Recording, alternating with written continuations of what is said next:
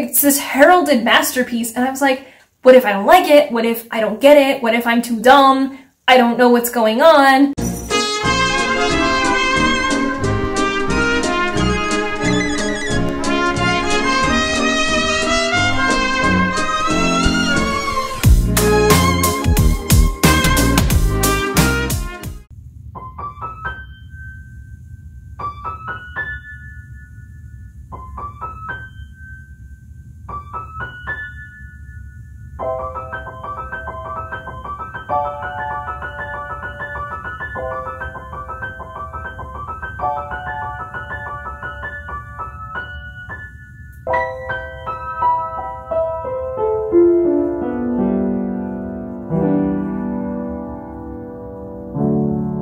Look at this shelf, isn't it neat?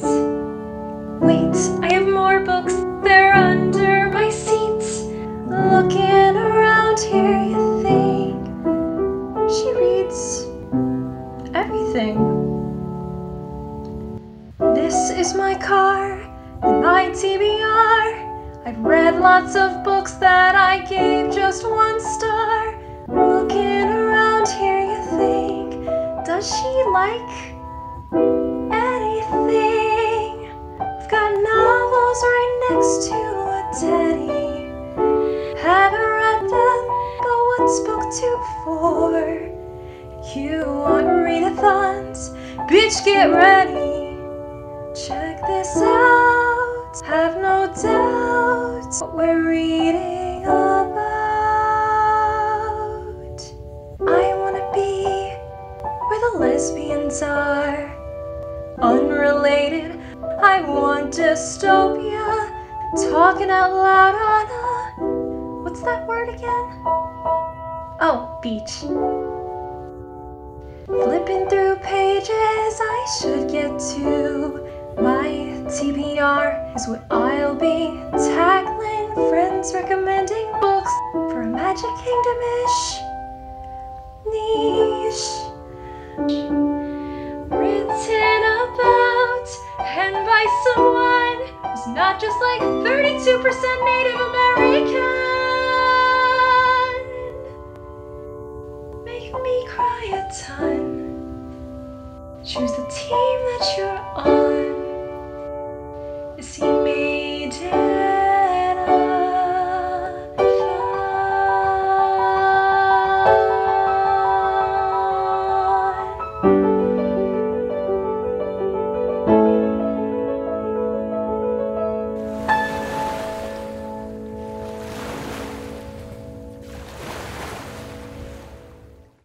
I am so sweaty. Hello and welcome to the bathroom. Today I wanted to briefly tell you about another readathon that I participated in May. So I'm very sorry for doing an entire song that I've been practicing for like a month to nail down the lyrics for a readathon that it is technically too late to join now. However, as I have stated in another video, I kind of treat readathons as just a really fun accountability method, and spreadsheet or not, to keep track of points and prize or not, I feel like these are just really fun prompts to get you reading. So if you ever are in kind of a reading slump, joining one of these at any point in the year is a really great way to start reading. That being said, I would like to just briefly talk about these prompts. Now, I don't remember the name for every single one of the real prompt names, but I tried to explain it in song, and this is how I have remembered what I had to read throughout the month. I will still be posting the creators here and also the Twitter down below in case you did want to just check it out and see what it's all about. I just wanted to kind of talk about my picks for this SeaMaydenathon and the group that I chose. So I believe there are 4 groups that you can choose from. And I picked Team Alosa, which reads the group book of The Daughter of the Pirate King, which I recently finished. And I picked this group mainly because this is the only book that was available to me at the time for free from my library that I could reasonably pick up in time for this readathon. The prompts are the same for all of the teams. The only real difference is which team book that you pick. You also have the option of reading all of the team books if you want, which I don't have time for right now because I'm doing many readathons at the moment and I am struggling. 6 per month? That's rough. Why did I think this was a good idea a month ago?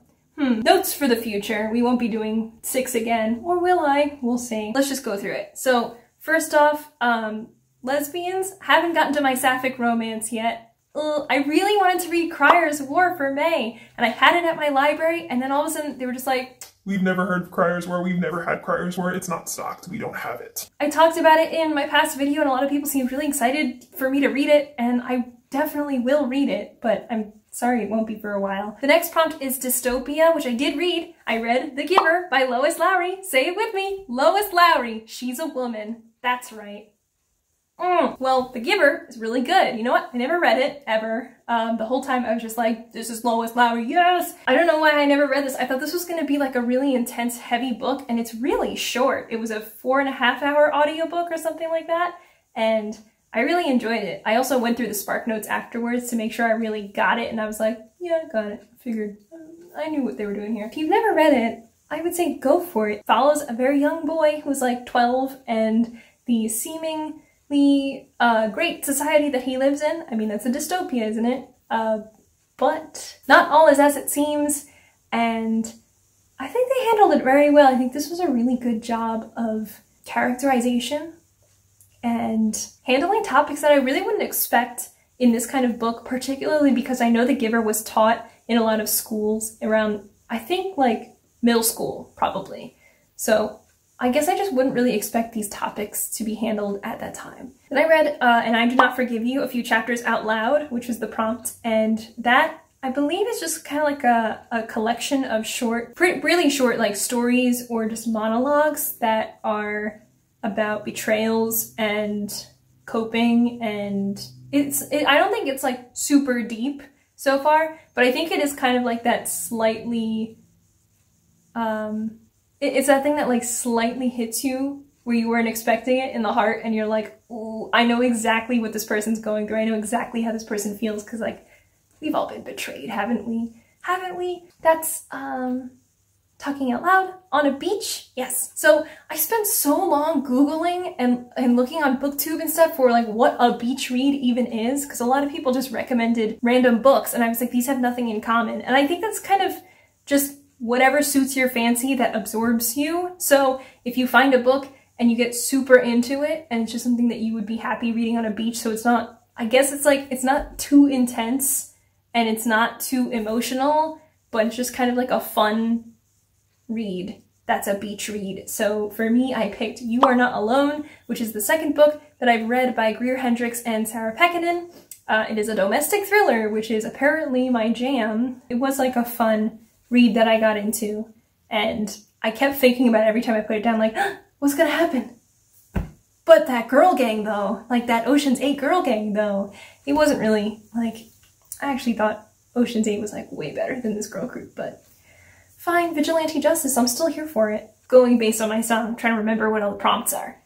Flipping through pages I should get to is an intimidating book that you've been putting off for a while. I know like I'm doubling up a bit with the Fantasy Journey-a-thon, but I think for me that would be The Three-Body Problem that I read. That was my predicted 5-star read for the Fantasy Journey-a-thon, and now this is like, it is a pretty intimidating book. Like, every time I thought about picking it up, I was like, I don't know if I can. Because it's intense. Like, I think this book was published in 2006, but I think it's still kind of hailed as this really big pinnacle of science fiction discovery and ideas, and it's so great that all of these other sci-fi authors were inspired by reading this book. So it's this heralded masterpiece, and I was like, what if I don't like it? What if I don't get it? What if I'm too dumb? I don't know what's going on. But I did finally read it, mostly because I was motivated by the deadline of it being returned to the library, and I was like, let's just finish it, let's read it. And I did. I read it in over the course of just a few days, and I really liked it. It was very, very good. And now I'm really excited to finish the series for that. I think there's 3 more books in the series, and I'm not intimidated anymore. I like it. It's great. This is what's great about reading. You read something and you're like, oh shit, let's read more. That's where I am right now. Mentally. That was intimidating, and I really liked it, and I gave it 5 stars. Spoilers. But yeah, I did. Next up was my TBR is what I'll be tackling, and again, that is doubling up from Fantasy Journey-a-thon, and for that I did the ghost map that my friend lent me back in high school, and she did take it back at the time, but I thought about this book a few months ago before I even joined BookTube, and I was like, I should probably read this. It was about like the spread of cholera and how bad it was really. So it's an interesting book to read right now when obviously there is a similar pandemic going on, although they are very different diseases. So don't get it twisted, they're not the same. And I don't know if that's something that maybe you would be comfortable reading right now, depending on where you are and if you feel like that's something you want to read about at all. So take that in stride when you decide on if you want to pick that up at this time, or if you just want to set that aside, maybe it's not for you. But I found it really informative, and I thought that it was really cool to see that from that standpoint, because a lot of the things that they went through, there was like a guy who basically had to prove a lot of points on why it was important to check out certain spots, because clearly the disease was spreading. And a lot of people were like, we think it spreads because it's so smelly. And he was like, no, it spreads because it's in the well and people keep drinking from the well. So all the people drinking from the well, we should check those areas. And they're like, we should check where it smells the most. And he was like, oh my God.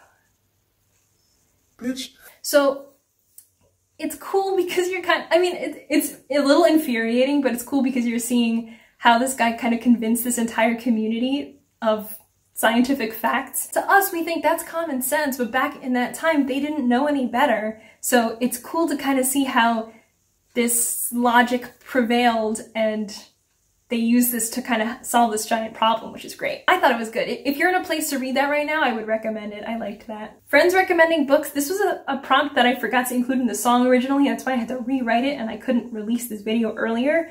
But for this, I got a recommendation from Lou, who said, hey, Patron Saints of Nothing is really sad and I recommend it. And I was like, great, because there's also the tearjerker prompt for this readathon and I needed a book for that. So she recommended a book and it will make me cry and I'm excited. I read the first chapter and I was like, yeah. I'm really excited to read that. I feel like I'm not gonna make it in time for May and that's okay, but I really want to read it, and I think it's going to be really good. Magical Kingdom niche. Again, this is supposed to go with Crier's War. I don't know if I will pick something up, and if I can't, c'est la vie, and it'll be fine. But if you have recommendations for something sapphic that does or does not include a magical kingdom, or vice versa, please let me know in the comments, or just DM me. Like, I gotta get on this, please. But it's fine. But I gotta get on this, please.